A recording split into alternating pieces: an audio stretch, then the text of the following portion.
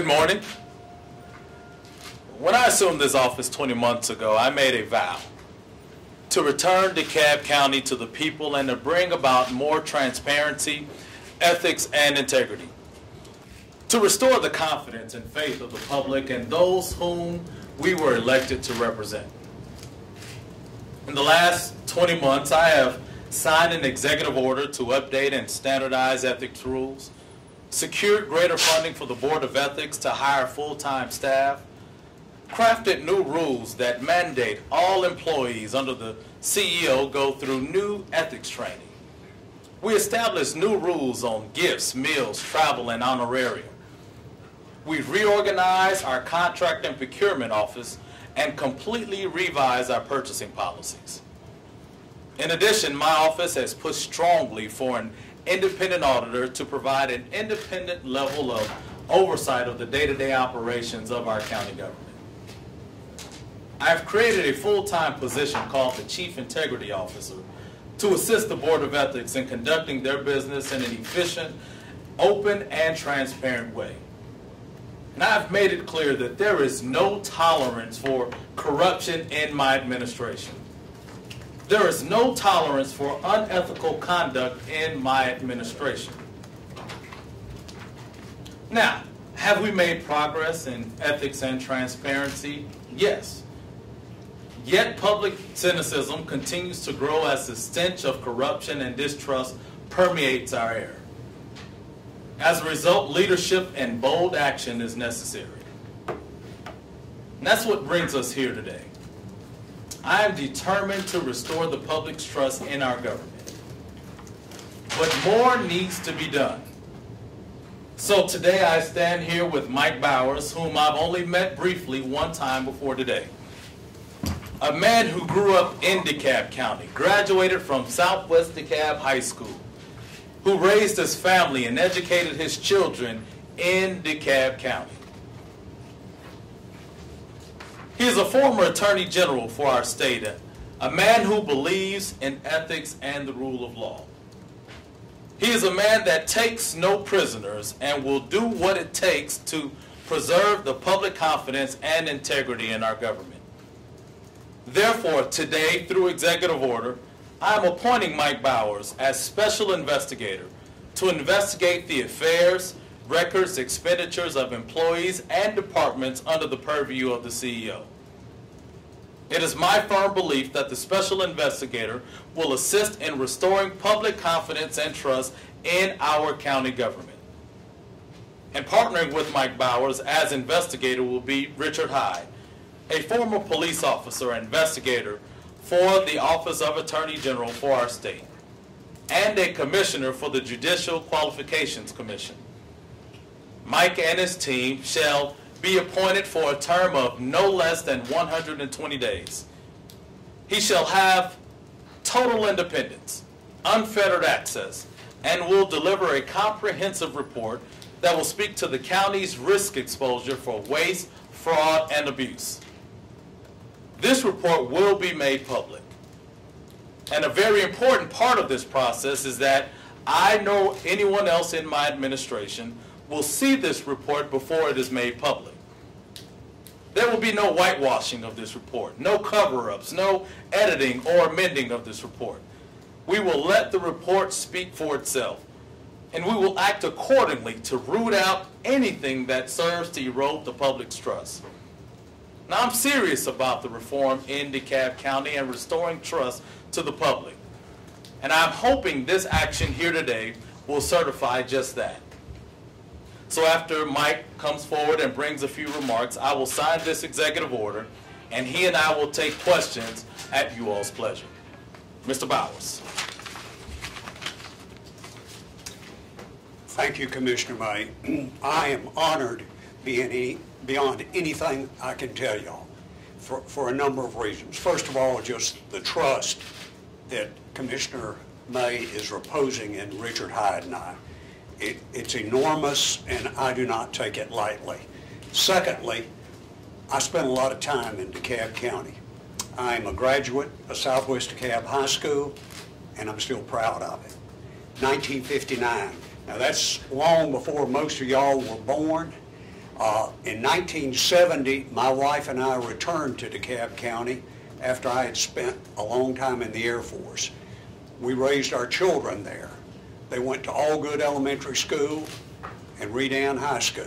So our tie is very strong there. We lived 29 years on Allgood Road in Stone Mountain, Georgia. Richard Hyde is a graduate of the old Peachtree High School, 1977. So we both have very strong ties to DeKalb, and that's another reason I'm very, very proud to be undertaking this assignment. I was sworn in to practice law in 1974 by Judge Curtis Tillman in the DeKalb County Courthouse, if that's not enough. I've got two of the young folks that will be helping me with this assignment right over here to my right. Tashwanda Pinchback Dixon in black, and the young, well, they're both in black. The shorter one on the far right over here is Natalie Majid. They're two of the team that will be working on this. The other folks, one's in Istanbul, Richard Hyde is down in South Georgia investigating judges, and Jim Hollis is in Salt Lake City. So I've got them spread out all over the place. Commenting about the assignment, this is, in my 41 years of practicing law and doing these kind of assignments, absolutely unprecedented. I have never seen anything like it. For a governmental officer to say, let's look at my operation with unfettered access, call it as you see it, publish a report that I don't get to look at until it's published. That's high-risk poker, no matter how you call it. And I salute him. And I never met the man till last Thursday night. And he's taken a big risk with me and Richard, because we are sort of like rolling cannons on the deck of a ship, and everybody knows that. But we'll give him an honest product and an honest day's work for what we get paid. Point two, I've been around government for a long, long time, and I want this message to go out loud and clear to the employees and officials in DeKalb County. I believe, without any reservations, the vast majority of you are honest, decent, hard-working people. And we start from that premise. There are some bad apples. Woe be unto you. But the good, decent folks, you have nothing whatsoever to fear from us. You only have good things to look forward to. Come talk to us. We're going to make it better for you because of this man standing right here behind me. We're going to try to improve county operations. We're going to try to restore the county's image of the best place in the United States of America to live, just like it was when my wife and I, Betty Rose, moved there in 1970, the best place in America to live. And we're going to try to restore the public's trust in its government, just like the Constitution of Georgia says that the first obligation of all public officers is to serve as servants and trustees of the people. And if you don't believe me, it's right there in the Constitution. We're going to root out conflicts of interest, corruption, malfeasance, and misfeasance. So help me God. And we'll take questions. All right. We're going to sign this executive order first, okay, and then we will take questions.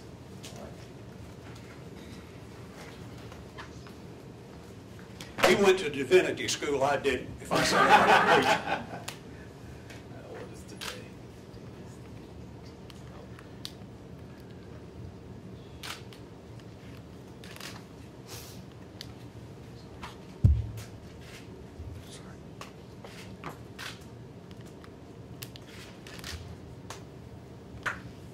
You need a chair. That's okay.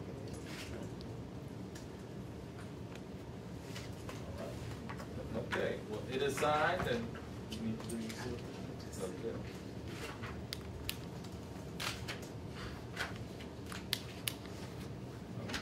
Well, thank you.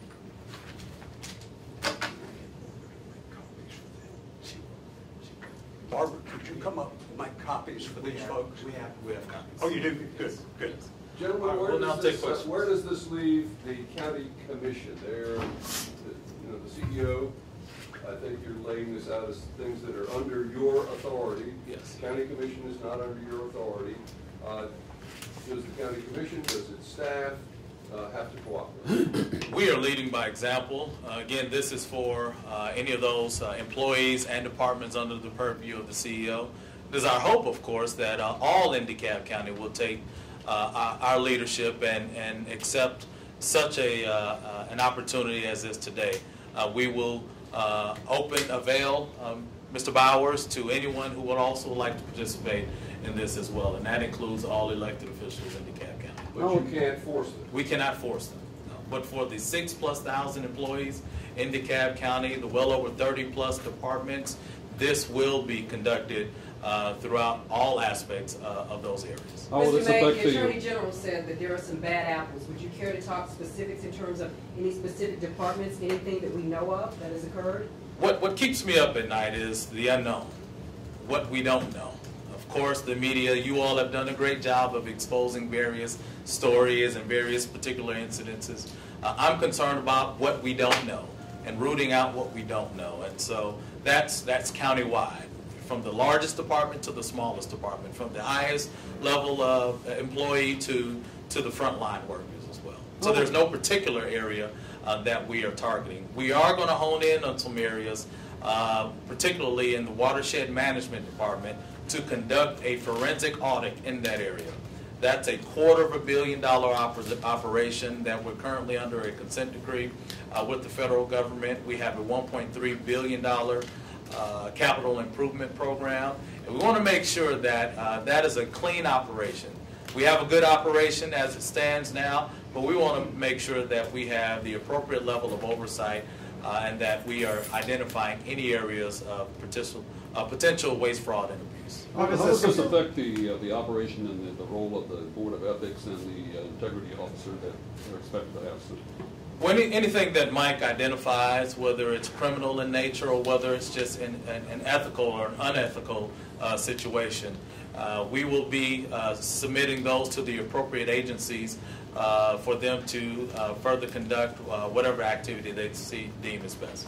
How does this compare to your previous investigation of APS? Completely different.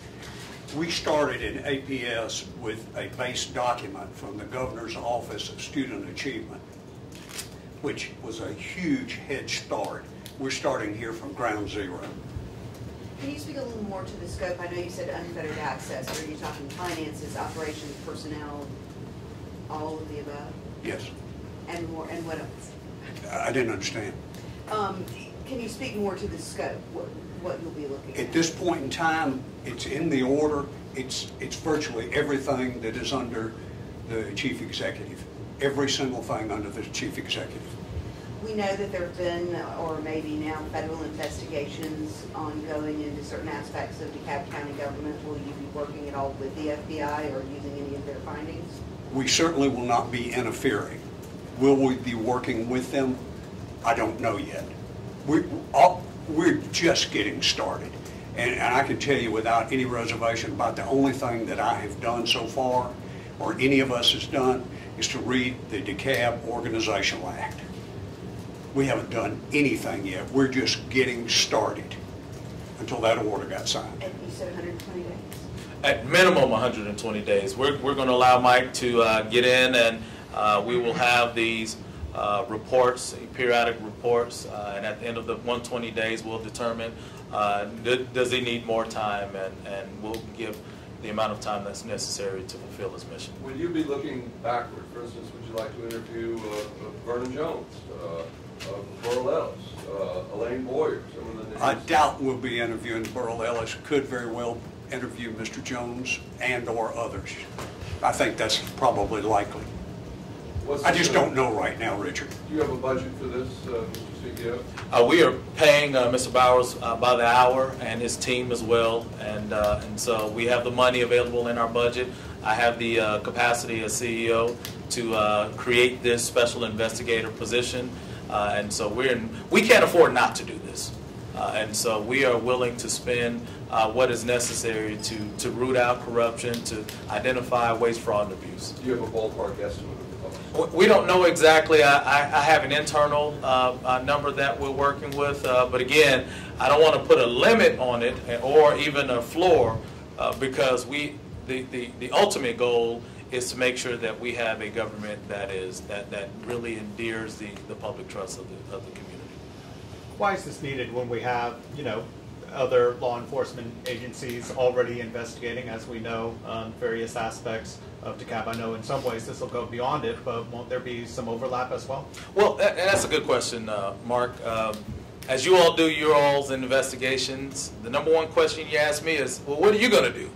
And we've accomplished a lot. I've laid out some of the things that we've done to really transform our government from ethics and transparency. But I really believe it's been piecemeal.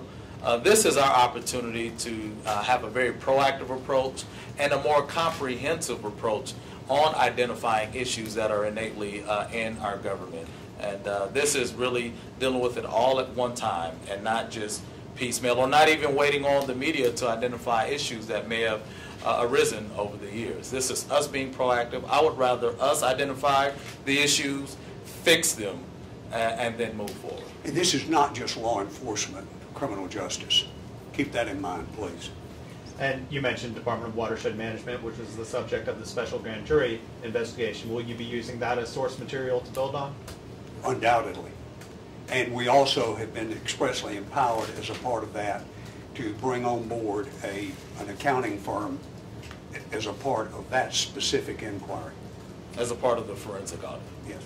How much access will you have to the operations of the commission, given that this is the executive branch? The members of the commission, as of right now, none.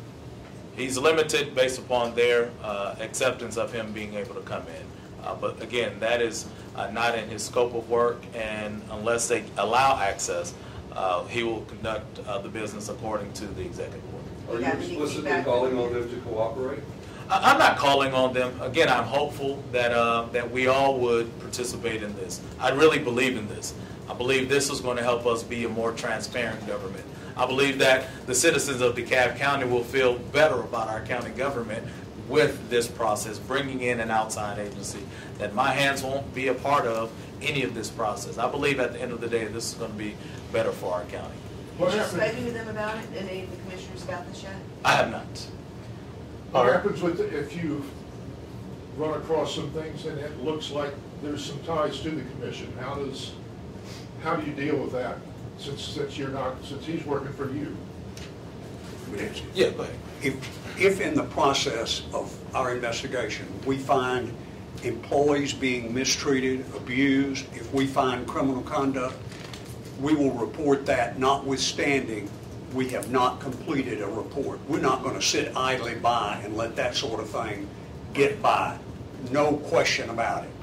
If we find anybody abusing, misusing, engaging in criminal conduct, we will put a halt to that immediately. Go to the DA, go to the feds, whatever it takes. We're not going to allow that to go on. So even though it's out of your purview under the executive? No, that's not out of anybody's purview. We're not going to let that go on. Good grief. But how much can you really look into it if they're not subject to this executive order? Well, let me say this. This is truly about the day-to-day. This is truly about the day-to-day operations of our county government. What really means the most to the constituency of DeKalb County. Yes, I know you want to focus on the Board of Commissioners, and that is fine. Again, if they want to participate. But I, in this role as CEO, who is responsible for the day-to-day operations of this county government, want to ensure that, again, the over 6,000 employees, the 30-plus county departments are focused on running departments that are full of integrity, that are open, and are transparent. If anyone else wants to join in, they're free to, and I will actually encourage them to. But I don't want to focus that much time on an area that we don't have a role or responsibility on. Are you concerned that this investigation could reach your senior staff and even your office itself? I mean, is that something that could be risky? Well, Absolutely, it's risky. Do I believe in it? Yes, I look forward. One of the good things about Mike is I think Mike could throw me in jail if you think I'm doing something wrong. And I would be hopeful that the people in DeKalb County would be encouraged that I and this administration is willing to take on an endeavor that could possibly go even to to my office, and I'm fine with that.